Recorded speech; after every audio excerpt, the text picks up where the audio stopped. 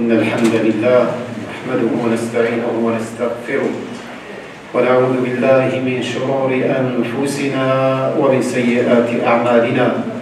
من يهده الله فلا مضل له ومن يضلل فلا هادي له، وأشهد أن لا إله إلا الله وحده لا شريك له، وأشهد أن سيدنا وحبيبنا وقائد دربنا ومعلمنا محمدا عبد الله ورسوله وصفيه من خلقه وحبيبه، بلغ الرسالة وأدى الأمانة ونصح الأمة وكشف الله به الأمة، وتركنا على المحجة البيضاء ليلها كنهارها لا يزيغ عنها إلا هالك. اللهم صل وسلم وبارك على هذا النبي الكريم وعلى آله وصحابته أجمعين وعلى من اهتدى بهديه واستنى بسنته إلى يوم الدين.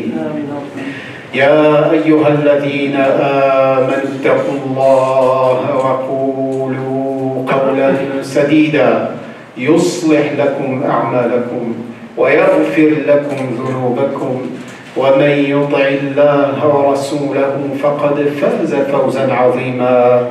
اللهم اجعلنا من عبادك الفائزين. أما بعد، فإن أصدق الحديث كتاب الله، وخير الهدي هدي سيدنا محمد صلى الله عليه وسلم، وشر الأمور محدثاتها، وكل محدثة بدعة، وكل بدعة ضلالة، وكل ضلالة في النار. أعاذني الله وإياكم من الوقوع في ذلك. معاشر المسلمين والمسلمات، ما زلنا في مطلع هذا العام الجديد الهجري الذي يسأل الله تبارك وتعالى أن يكرمنا فيه، وأن يطوي عنا صفحات الماضي بعفوه ومغفرته، وأن يفتح بين أيدينا هذه الصفحات بالإقبال عليه وحسن الطاعات وجميل القبول لنا ولسائر الأمة الإسلامية. أيها الإخوة والأخوات، في كل سنة اعتاد المسلمون، وبالأحرى مسلمو الغرب، يعني في المغرب العربي وغيره، اعتادوا أن يؤدوا زكاة أموالهم، وهذا في الحقيقة شيء جميل، ونسأل الله تبارك وتعالى أن يتقبل من الجميع. وقد كلفنا الخالق جل وعلا بتكاليف تتعلق بالأبدان، كما كلفنا بتكاليف تتعلق بالأموال، وذلك طهرة للنفوس من الشح والبخل ومساوي الخصال. الزكاة أيها الإخوة والأخوات كما تعلمون ركن من أركان الإسلام، ومع ذلك يتغافل عنه كثير من الناس ويهملونه كثير من أبناء الإسلام. تراهم يصلون الصلوات الخمس، بل يتطوعون بالنوافل، بل يقومون الليل، ويصومون شهر رمضان، ويتطوعون بالصيام في الأيام الفاضلة المباركة كعاشوراء وتاسوعاء وعرفة وغيرها من الأيام الفاضلة، ويحجون بيت الحرام.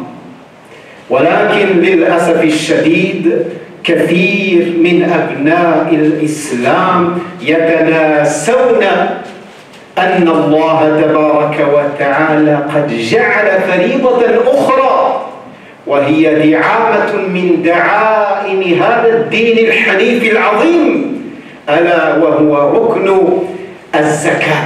ولا يكتمل إسلام المرء، لا سيما القادرين والواجدين للأموال، إلا إذا أدوا حق الله تبارك وتعالى في أموالهم وحق الفقراء والمساكين. نسأل الله تبارك وتعالى أن يتقبل منا جميعا.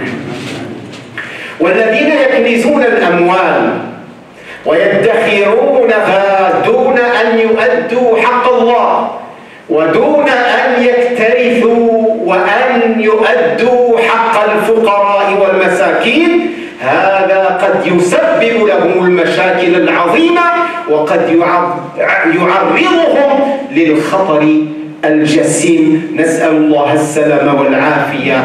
وهذا الإنسان الذي يتعامل بماله بهذه الطريقة قد يحرم من رحمة الله. اسمعوا ماذا قال الله تبارك وتعالى: ورحمتي وسعت كل شيء، وسعت كل شيء. هذه رحمة الله تبارك وتعالى، فسأكتبها لمن يا ربي؟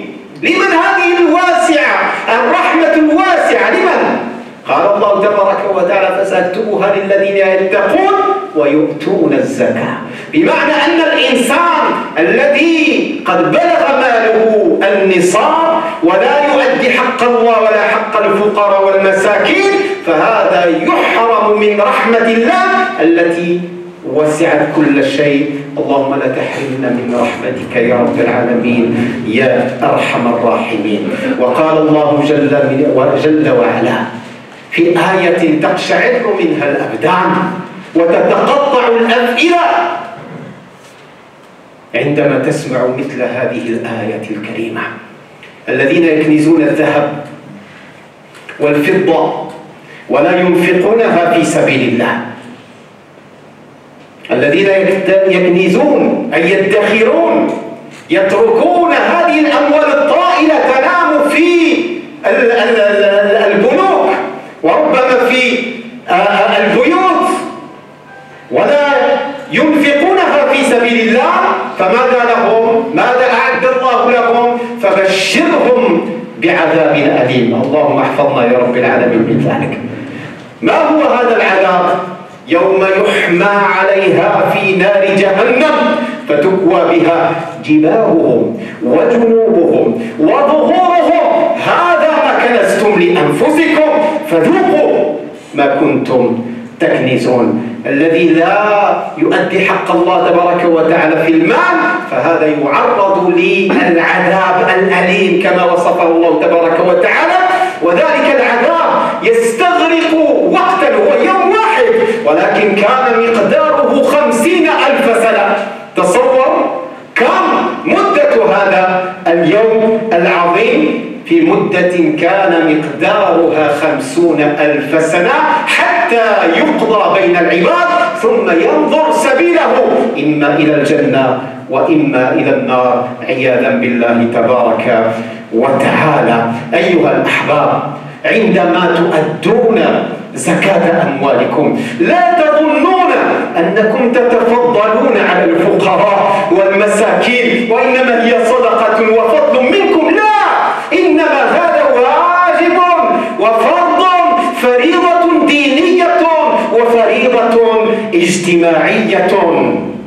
من طبيعة الإنسان أنه يحب المال، بل يحبه حبا جما كما قال الله تبارك وتعالى: يحبه حبا جما.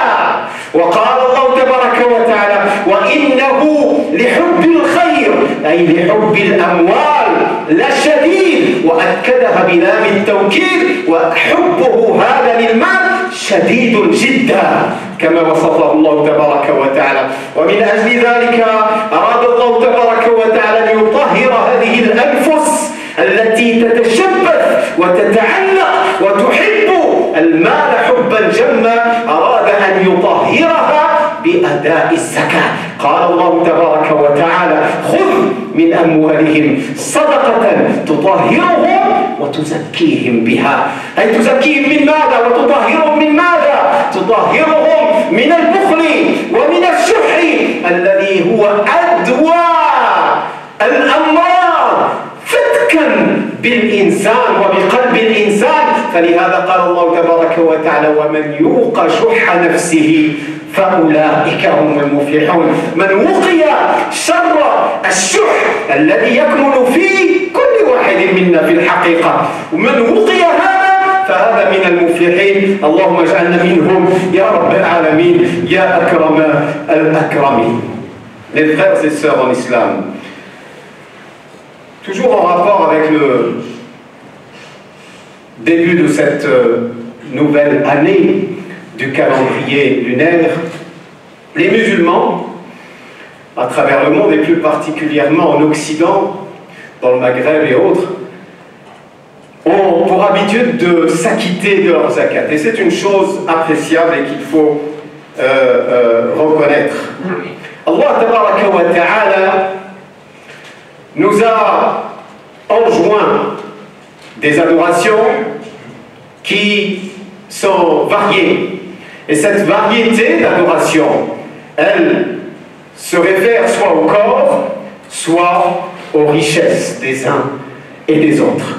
Et cette adoration qui fait référence à la richesse, c'est bien évidemment la zakat. Comme vous le savez autant que moi, la zakat est un pilier parmi les piliers de l'islam. Cependant, un certain nombre de musulmans et de musulmanes qui sont en réalité dans le devoir de s'acquitter de la zakat ne le font pas. Pourtant, ils prient les 5 prières de manière quotidienne et de manière régulière. Peut-être même qu'ils prient des prières surérogatoires en plus de cela. Tu les vois jeûner le mois du Ramadan. Probablement même qu'ils continuent à jeûner en dehors du mois du Ramadan avec des jeûnes surérogatoires. Bien même quand d'autres parmi eux également vont s'acquitter du devoir du pèlerinage à la Mecque.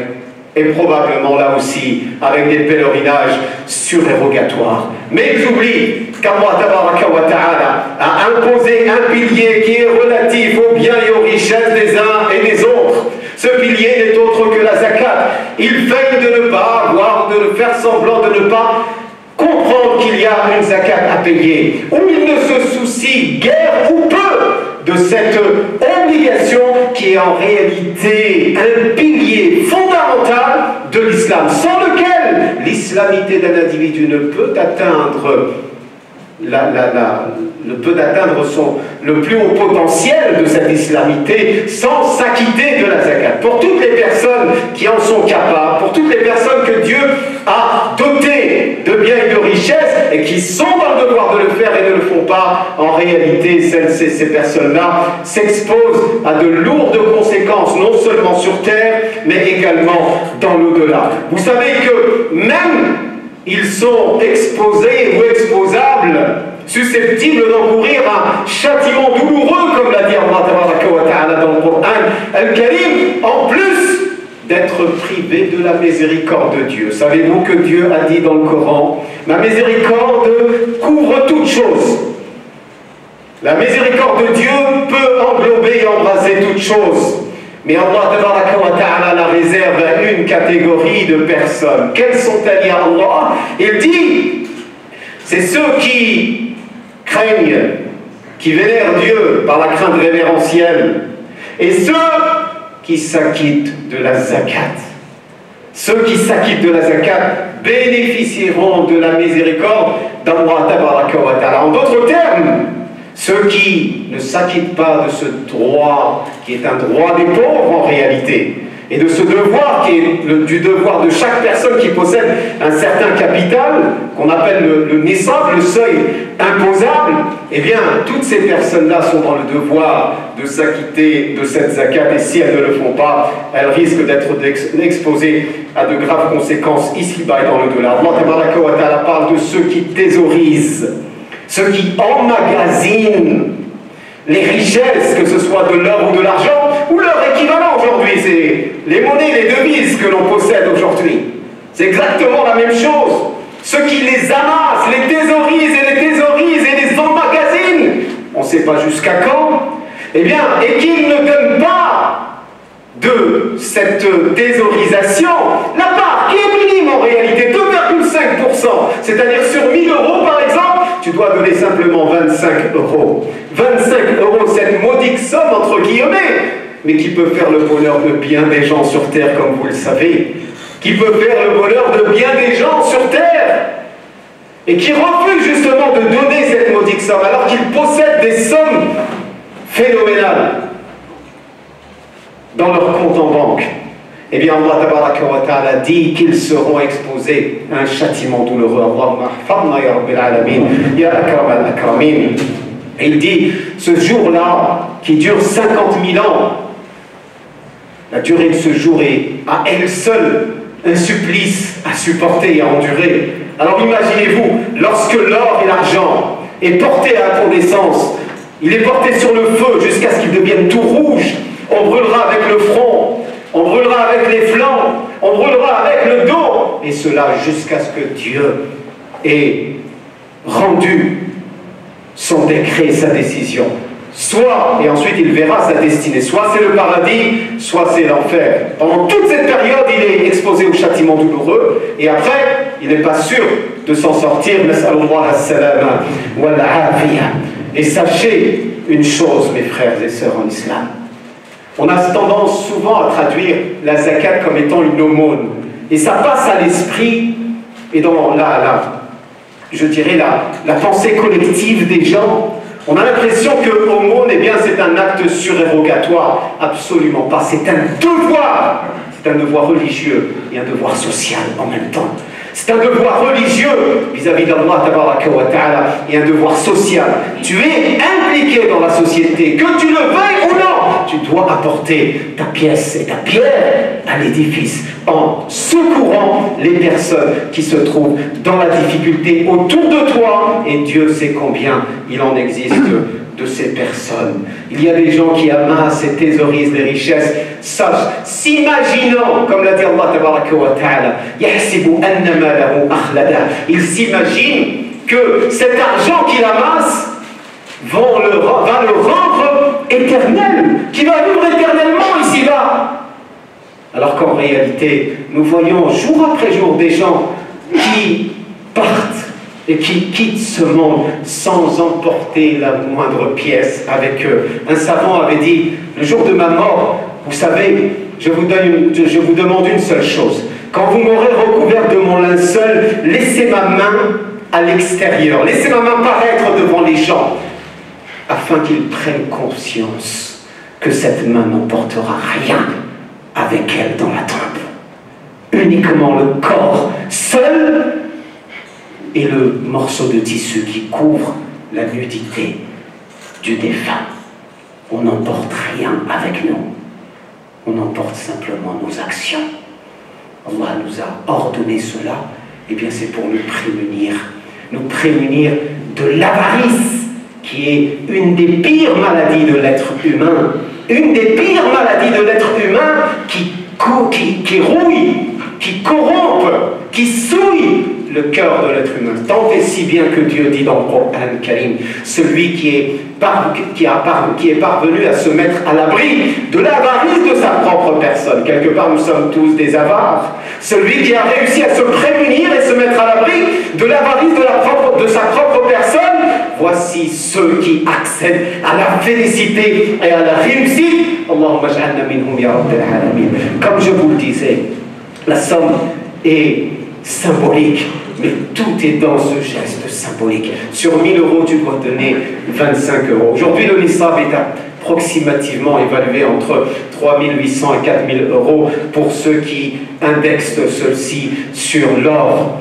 Eh bien, celui qui a épargné cette somme entre 3800 et 4000 euros, eh bien, celui-ci est imposable. Celui qui a réussi, qui est parvenu à épargner une somme d'argent entre 3008 et 4000 euros pendant un an est imposable à la zakat et il doit donner les 2,5% de ceci. Que ce soit 3008 ou 6000 ou 10 000 ou 20 000 ou autre, quelles que soient les sommes qui ont excédé ce montant, qui est le seuil imposable, le minimum. Au-delà, la personne devient imposable et doit s'acquitter au plus vite de cette zakat. Qu'Allah accepte nos œuvres et les vôtres, et qu'Allah purifie nos cœurs, qu'Allah tabaraka wa ta'ala purifie nos cœurs, qu'il purifie nos biens, qu'il purifie nos richesses, qu'il purifie nos maisons et nos familles. Amin ya rabbil alamin. Wa aqulu qawli hada wa astaghfirullah li wa lakum fastaghfiruhu innahu huwal ghafurur rahim.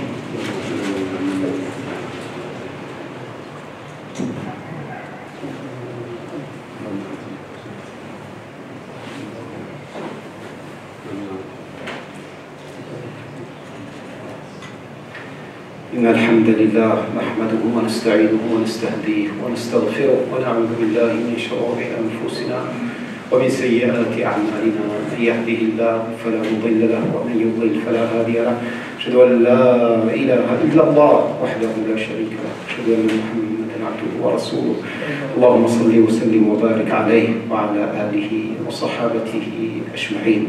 أما بعد إخوة الإيمان أوصيكم ونفسي بتقوى الله تبارك وتعالى وتزودوا فإن خير الزاد التقوى والله تبارك وتعالى يحب المتقين. اللهم اجعلنا منهم يا رب العالمين يا أكرم الأكرمين. Mes frères et sœurs en islam, je vous recommande ainsi qu'à ma propre personne de redoubler de piété, surtout en ces temps qui courent. Et la meilleure des provisions, c'est bien la piété, c'est bien la crainte révérentielle d'Allah tabaraka wa ta'ala. Et Dieu aime ceux qui savent de piété. Allahumma ij'alna minhum. Avant de clôturer ce prêche, nous tournons vers Allah tabaraka wa ta'ala, nous tournons nos cœurs vers Dieu afin qu'il accorde son immense miséricorde à certaines personnes qui nous ont quittés durant cette semaine. Je pense particulièrement à Al-Hajj Bouhassoun, dont la famille est une famille qui côtoie cette mosquée. Qu'Allah tabaraka wa ta'ala lui fasse miséricorde, qu'Allah tabaraka wa ta'ala donne une fois de plus la patience à sa famille. Un de nos frères qui côtoie également cette mosquée a perdu son père qui s'appelle Al-Hajj Mohammed Lamine. Qu'Allah tabaraka wa ta'ala lui fasse grande miséricorde, qu'Allah subhanahu wa ta'ala l'accueille dans son infinie miséricorde et lui pardonne ses fautes passées et fasse de sa tombe un jardin parmi les jardins du paradis. Et aussi nous avons notre frère Bilal qui a perdu sa grand-mère, inna lillahi wa inna ilayhi raji'un. Qu'Allah tabaraka wa ta'ala lui fasse miséricorde et accorde également la patience, la belle patience à ses familles respectives, et qu'Allah tabaraka wa ta'ala fasse que nous terminions notre vie dans la satisfaction d'Allah. اللهم اغفر لنا ذنوبنا كفر عنا سيئاتنا توفنا مسلمين الحقنا بالصالحين. اللهم اشف مرضانا وارحم موتانا وتول امرنا وعاف مبتلانا واحسن عاقبتنا في الامور كلها واجرنا من خزي الدنيا وعذاب الاخره يا رب العالمين يا اكرم الاكرمين. اللهم انا نسالك رضاك والجنه ونعوذ بك من سخطك والنار وادخلنا الجنه مع الابرار برحمتك يا عزيز يا غفار. اللهم أصلح أولادنا، اللهم أصلح بناتنا، اللهم أصلح زوجاتنا، اللهم أصلح شبابنا وشيوخنا. اللهم لا تدع لنا في مقامنا هذا ذنبا إلا غفرته ولا عيبا إلا سترته ولا دينا إلا قضيته ولا طالبا إلا وفقته ونجحته ولا غائبا إلا رددته ولا مظلوما إلا نصرته ولا مكروبا إلا فرجت عنه يا رب العالمين ولا مهموما إلا نفست عنه يا أكرم الأكرمين يا رب العالمين. ولا حاجة من حوائج الدنيا والآخرة هي لك رضا ولنا فيها صلاح إلا وقد يسرتها لنا برحمتك يا رب العالمين يا أرحم الراحمين. اللهم أيقظنا من غفلتنا، اللهم أيقظنا من غفلتنا وأنقذنا من شهوتنا وأنقذنا من شهوتنا واطلبنا برحمتك حتى نقبل عليك واجمع قلوبنا على طاعة توصلنا إليك برحمتك يا حنان يا منان يا رحيم يا رحمن. اللهم في يومنا هذا نسألك أن تغفر زلاتنا وأن تكفر سيئاتنا. اللهم لا تفرق جمعنا هذا إلا بذنب مغفور وعمل مبرور وسعي مشكور وتجارة لن تبور برحمتك يا عزيز يا غفور. اللهم إنا نسألك لكل واحد في هذا الجمع المبارك أن تقضي حاجته. اللهم اقضي حاجتهم يا رب العالمين، اللهم اقضي حاجتهم يا أكرم الأكرمين. اللهم نفس همومهم، اللهم فرج كروبهم. اللهم يا رب العالمين اجعل بعد العسر يسرا يا أكرم الأكرمين يا رب العالمين يا أرحم الراحمين. اللهم اشف مرضانا وارحم موتانا وتول أمرنا واحسن عاقبتنا في الأمور كلها واجرنا من خزي الدنيا وعذاب الآخرة يا رب العالمين يا أكرم الأكرمين. هذا صلوا وسلموا على سيدي وحبيبي وقرة عيني سيدنا محمد. اللهم صل وسلم وبارك عليه وعلى آله وصحبه أجمعين. سبحان ربك رب العزة عما يصفون، سلام على المرسلين، الحمد لله رب العالمين.